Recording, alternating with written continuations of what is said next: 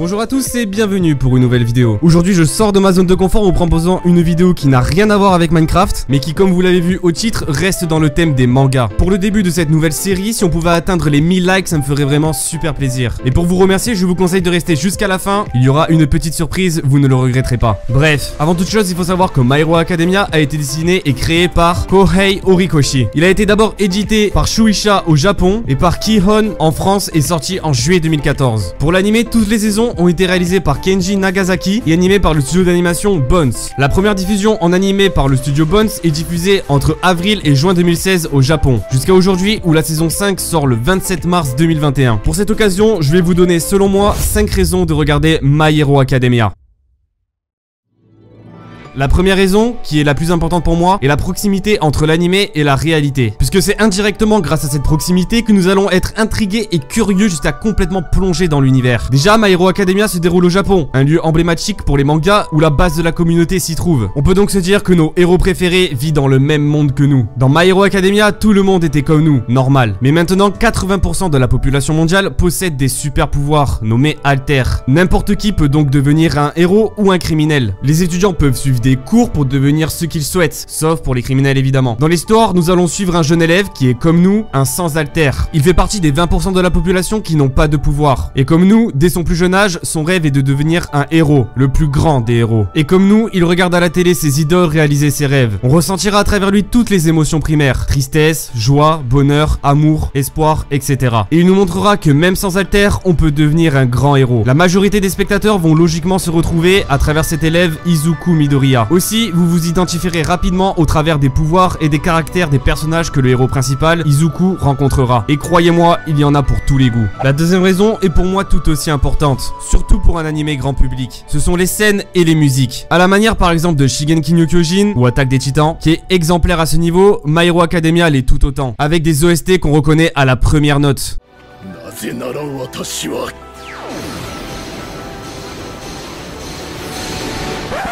Désolé, vous n'aurez pas plus à cause des droits d'auteur, mais vous pouvez déjà vous faire une idée de la dinguerie. Les scènes les plus marquantes pour tous sont majoritairement celles de combat. Et dès la première saison, on retrouve des scènes mythiques, notamment avec le plus grand des super-héros, All Might. All Might, le symbole de la paix, a également une phrase dont tout le monde se souviendra.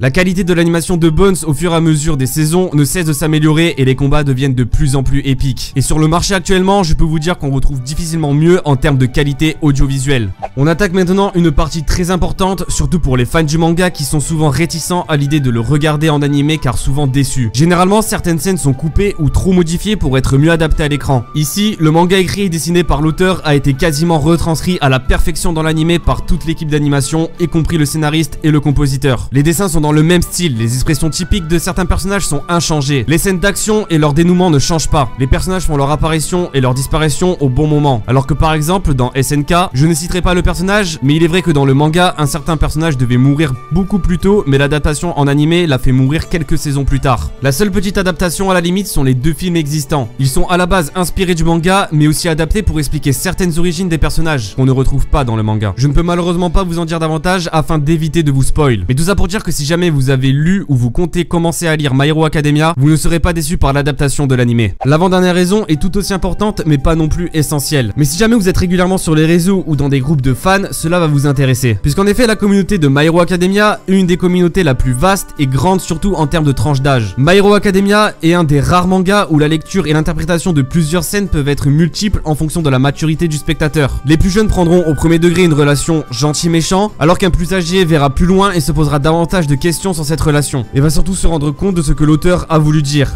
Souvent l'écriture pour un auteur permet par une histoire fictive de démontrer un problème de la société ou de la vie en général. Ici par exemple, dès le début de l'histoire, on a un souci d'inégalité entre chacun. Ces différentes lectures possibles amènent à un public très large allant d'enfants à adultes en passant par adolescents évidemment, qui est la tranche d'âge la plus visée. En d'autres termes, vous trouverez votre bonheur dans la communauté de My Hero Academia. Dernière partie mais qui va probablement beaucoup vous intéresser, le nombre de saisons et d'épisodes. La première saison compte que 13 épisodes modes et toutes les autres en comptent 25. Sachant qu'un épisode d'animé dure 20 minutes, si vous êtes vraiment chaud, vous pouvez voir une saison en une semaine en regardant 3 épisodes par jour. C'est donc relativement rapide à regarder. La question maintenant, c'est où et comment regarder My Hero Academia. Légalement, pour regarder My Hero Academia, il y a le site Anime Digital Network, ou ADN, qui est l'équivalent de Wakanim pour SNK. Et aujourd'hui, je vous fais gagner 2 mois d'abonnement pour que vous puissiez regarder tranquillement My Hero Academia, mais aussi Food Wars, Tokyo Ghoul, etc. Pour tenter votre chance, il vous suffit de mettre en commentaire le hashtag MHA. Je ferai le tirage au sort dans 2 semaines. En tout cas, si vous êtes resté jusqu'ici et que vous avez aimé la vidéo, n'hésitez pas à me le faire savoir en mettant un like, ça me ferait vraiment super plaisir. C'est la première fois que j'essaie ce style de vidéo qui n'a rien à voir avec les jeux vidéo et Minecraft, mais en rapport avec ce que je vous propose, puisque c'est un animé. Dites-moi donc en commentaire ce que vous en avez pensé pour que je puisse m'améliorer. En tout cas, merci infiniment à vous de me suivre et de me soutenir. Si ce n'est pas encore fait, n'hésitez pas à vous abonner, nous sommes bientôt aux 30 000 abonnés. Bref, je ne vais pas vous embêter plus longtemps, je vous donne rendez-vous ce week-end pour une nouvelle vidéo en UHC, et en l'occurrence My Hero Academia. Pour ceux qui ne connaissent pas du tout le mode de jeu, je vais vous mettre dans quelques secondes l'introduction d'une de mes anciennes vidéos sur le mode. Bref, prenez soin de vous, je vous fais des bisous, c'était Pégafil, à très bientôt, ciao ciao.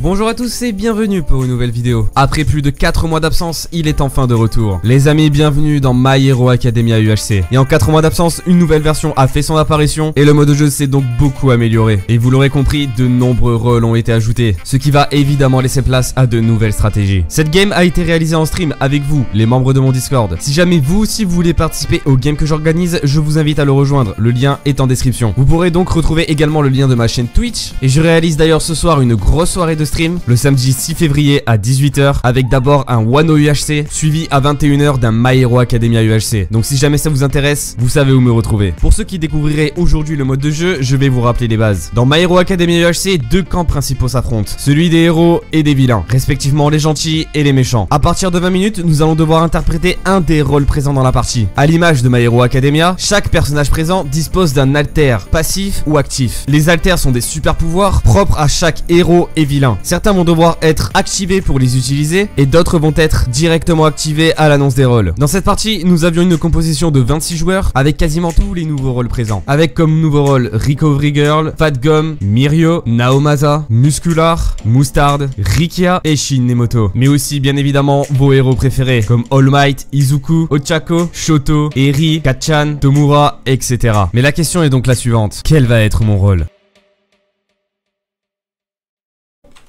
Qu'est-ce qu'on est? Oh!